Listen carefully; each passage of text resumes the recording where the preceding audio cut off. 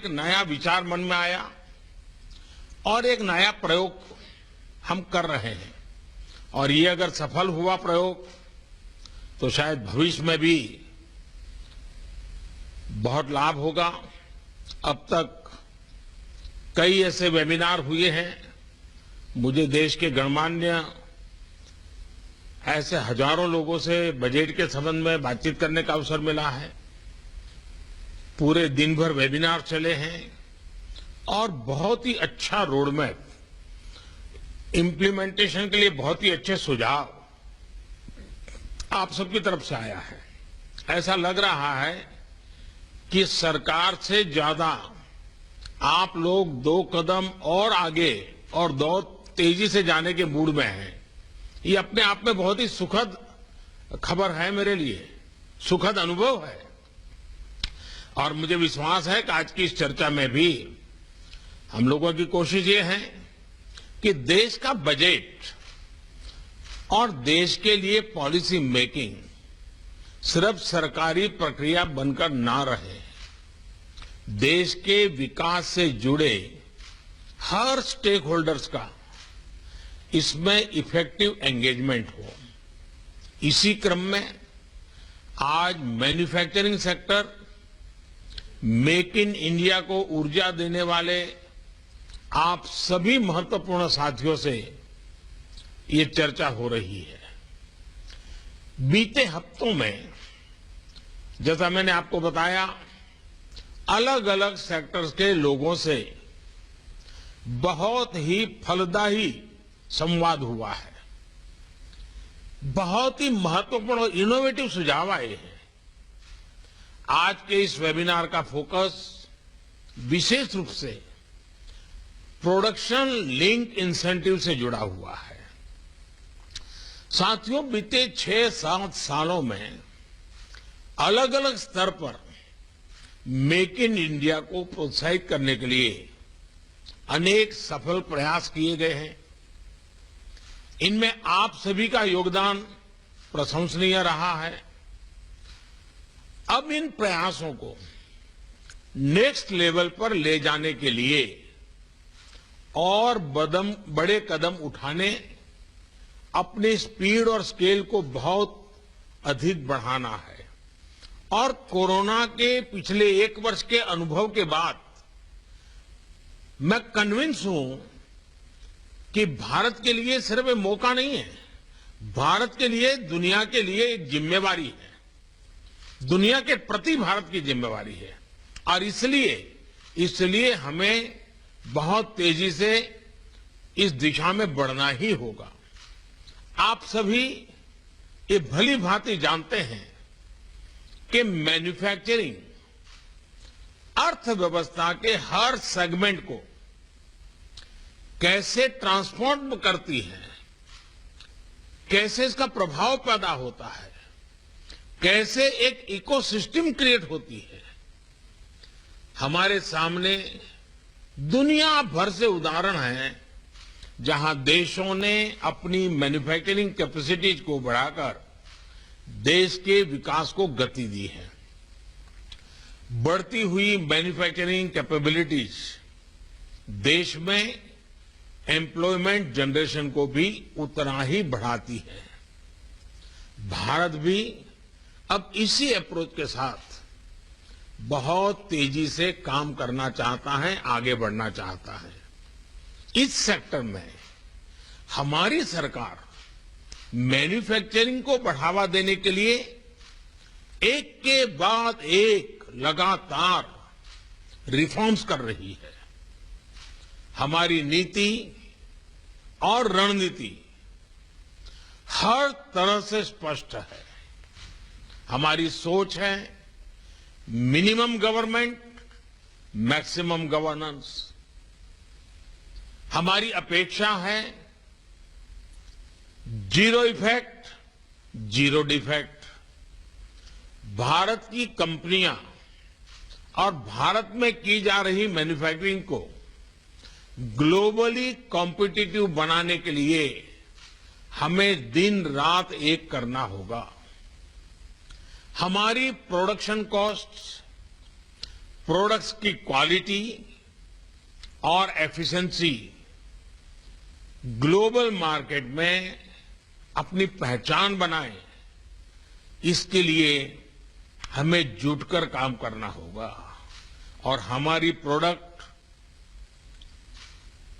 User friendly भी होनी चाहिए, टेक्नोलॉजी में मोस्ट मॉडर्न होनी चाहिए, एफोर्डेबल होनी चाहिए, लंबे समय तक सस्टेन करने वाली होनी चाहिए।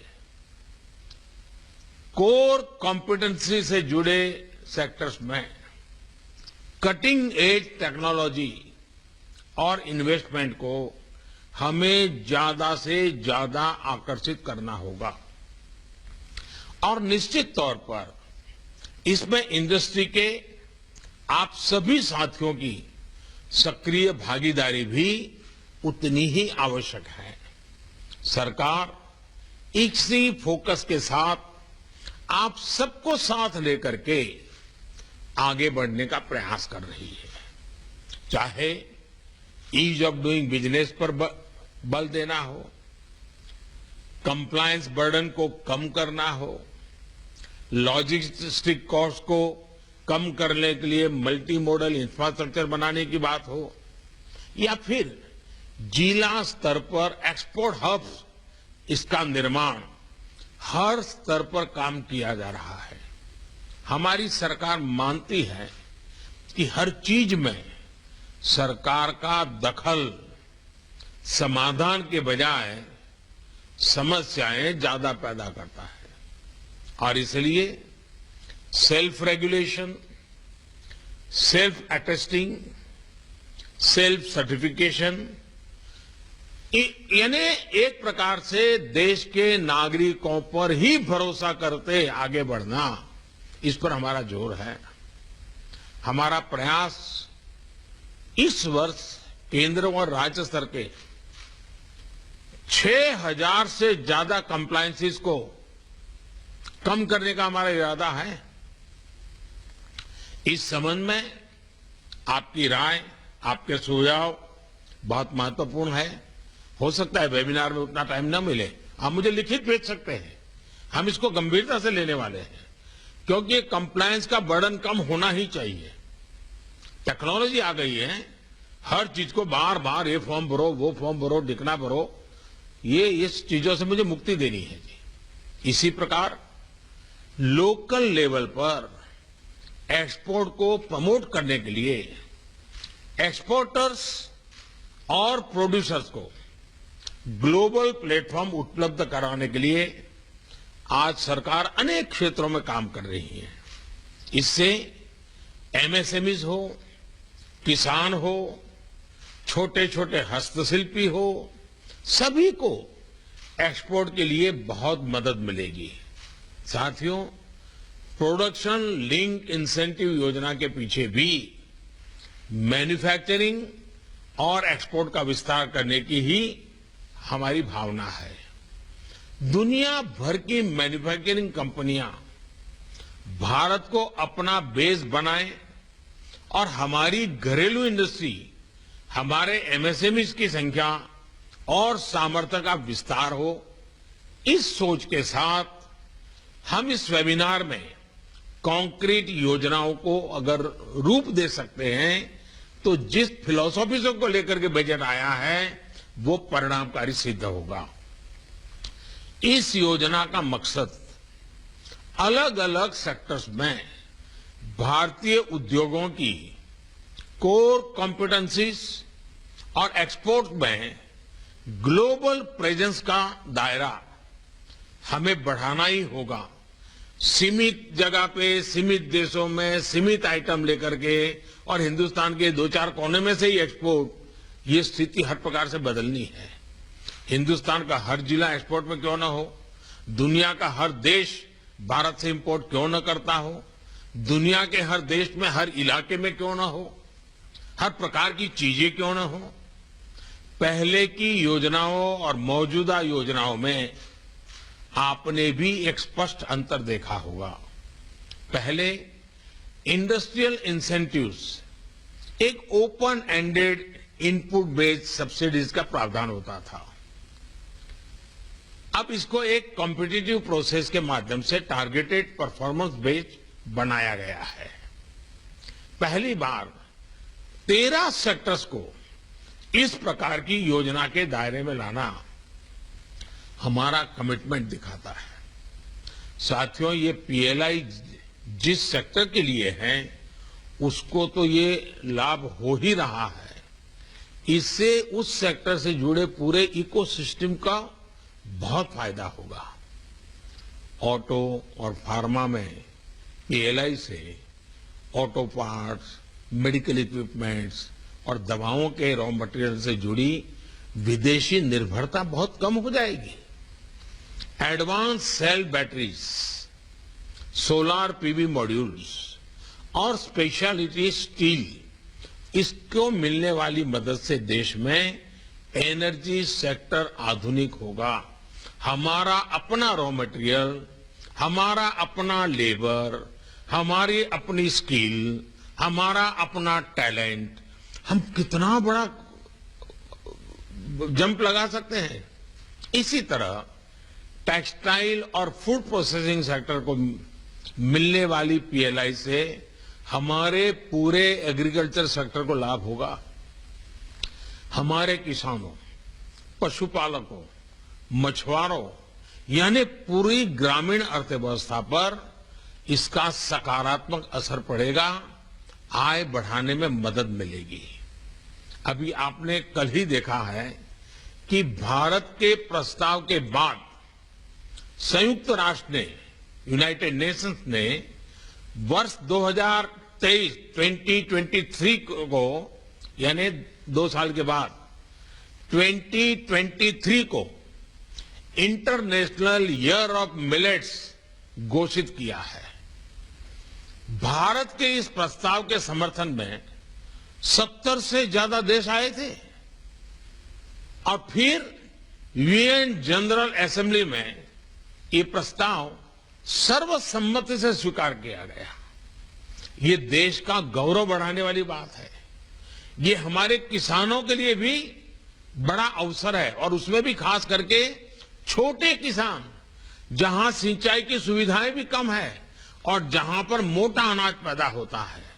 इस मोटे अनाज का महात्म्य दुनिया तक पहुंचाने का काम यूएन के माध्यम से हमने जो प्रस्तावित किया वो 2023 के लिए स्वीकृत हुआ है। भारत के छोटे किसानों को, जहां सिंचाई उपलब्ध नहीं है, ऐसे दुर्गम इलाके की खेती को, हमारे गरीब किसान को ये मोटे अनाज की ताकत कितनी है, न्यूट्रिशन वैल्यू कितनी है, उसमें वैरायटीज कितनी हो सकती है, दुनिया में ये अफोर्डेबल कैसे हो सकती है, ये कितना बड़ा अवसर हमारे सामने है। जैसे हमने योग को दुनिया में प्रसारित और प्रतिष्ठित किया, वैसे ही हम सब मिलकर के, खास करके एग्रो प्रोसेसिंग वाले लोग मिलकर के मिलेट्स यानी मोटे अनाज के लिए भी सारी दुनिया में पहुंच सकते हैं। वर्ष 2023 में अभी हमारे पास समय है, हम पूरी तैयारी के साथ विश्व भर में अभियान शुरू कर सकते हैं। जिस तरह से कोरोना से बचाने के लिए मेड इन इंडिया वैक्सीन है, वैसे ही लोगों को बीमार होने से बचाने के लिए भारत में पैदा हुए मिलेट्स भी, मोटा अनाज भी, उसकी न्यूट्रिशन वैल्यू भी उतनी ही उपयोगी होगी। मिलेट्स या मोटे अनाज की पौष्टिक क्षमता पर अब हम सभी उससे परिचित हैं। एक समय में रसोई में मिलेट्स बहुत प्रमुखता से होते थे, अब ये ट्रेंड वापस लौट रहा है।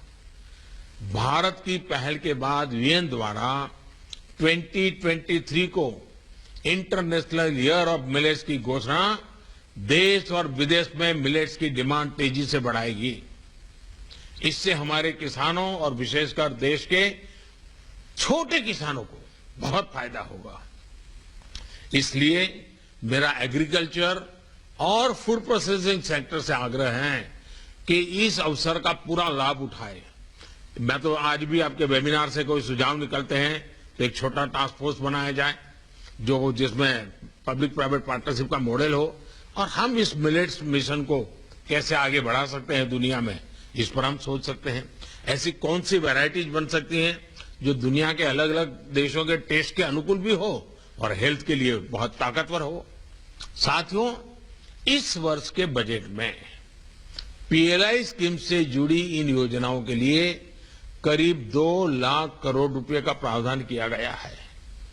प्रोडक्शन का औसतन 5% इंसेंटिव के रूप में दिया गया है, यानी सिर्फ पीएलआई स्कीम के द्वारा ही आने वाले 5 सालों में लगभग $520 बिलियन का 520 बिलियन डॉलर का प्रोडक्शन भारत में होने का अनुमान है। अनुमान ये भी है कि जिन सेक्टर्स के लिए पीएलआई योजना बनाई गई है उन सेक्टर में अभी जितनी वर्कफोर्स काम कर रही है वो करीब करीब 2 गुनी हो जाएगी। रोजगार निर्माण में बहुत बड़ा असर पीएलआई योजना का होने वाला है। इंडस्ट्री को तो प्रोडक्शन और एक्सपोर्ट में तो लाभ होगा ही, देश में आय बढ़ाने से जो डिमांड बढ़ेगी उसका लाभ होगा, यानी 2 गुना फायदा। साथियों, पीएलआई से जुड़ी जो घोषणाएं की गई है उन पर तेजी से अमल हो रहा है। आईटी हार्डवेयर और टेलीकॉम इक्विपमेंट मैन्युफैक्चरिंग से जुड़ी 2 पीएलआई योजनाओं को कैबिनेट से स्वीकृति भी मिल चुकी है। मुझे विश्वास है कि इन सेक्टर से जुड़े साथियों ने इनकी असेसमेंट अब तक कर ली है। आईटी हार्डवेयर के मामले में आने वाले 4 वर्षों में करीब 3.25 ट्रिलियन रुपए के प्रोडक्शन का अनुमान है।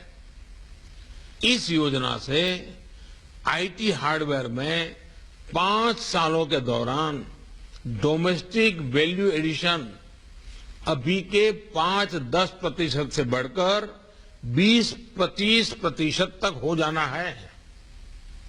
इसी तरह टेलीकॉम इक्विपमेंट मैन्युफैक्चरिंग में भी आने वाले 5 साल में करीब 2.5 लाख करोड़ रुपए की वृद्धि होगी। इसमें भी लगभग 2 लाख करोड़ रुपए का एक्सपोर्ट करने की स्थिति हम लोग उसका फायदा उठा सकते हैं। फार्मा सेक्टर में भी आने वाले